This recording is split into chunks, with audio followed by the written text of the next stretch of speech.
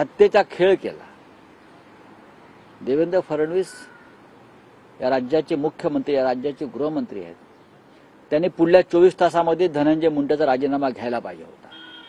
ते म्हणतात कोर्ट ठरवेल, कोर्ट नंतर ठरवेल। आता प्रथमदर्शनी पुरावे दिसत आहेत।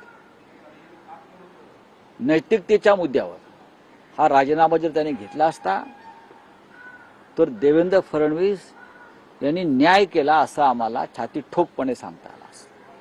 आज लोकांचा दबाव आहे, प्रेशर आहे आणि तुमची मान शर्मेने खाली गेली आहे। काल फोटो पाहून, व्हिडिओ पाहून त्यानंतर ते तुम्हाला उपरती झाली असेल, पण आधी राजीनामा घेऊ द्या, मग आम्ही बोलू।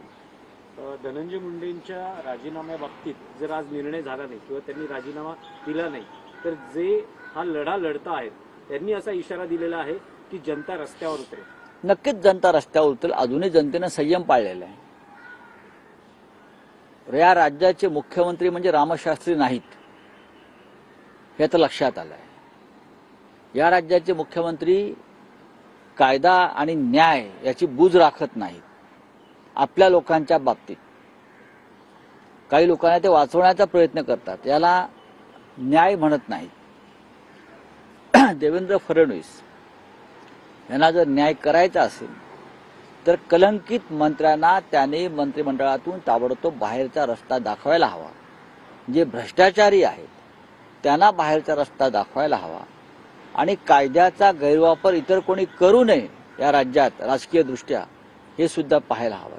आज पोलीस यंत्रणेचा गैरवापर होतो, कायद्याचा गैरवापर होतो आणि या राज्याचे गृहमंत्री देवेंद्र फडणवीस आहेत। याबाबत त्यांना त्यांच्या मनाला कुठेतरी ही टोचणी लागायला पाहिजे।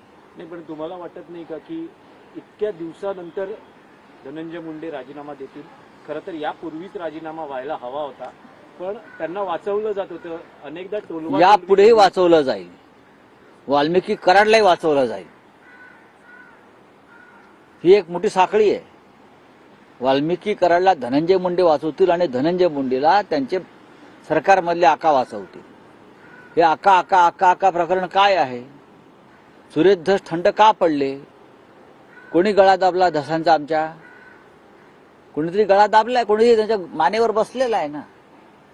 पण तुमचे राजकीय आका जरी तुमच्या मानेवर बसले असले तरी जनताही तुमच्या छाताडावर बसल्याशिवाय राहणार नाही। ज्या पद्धतीने व्हिडिओ व्हायरल होय,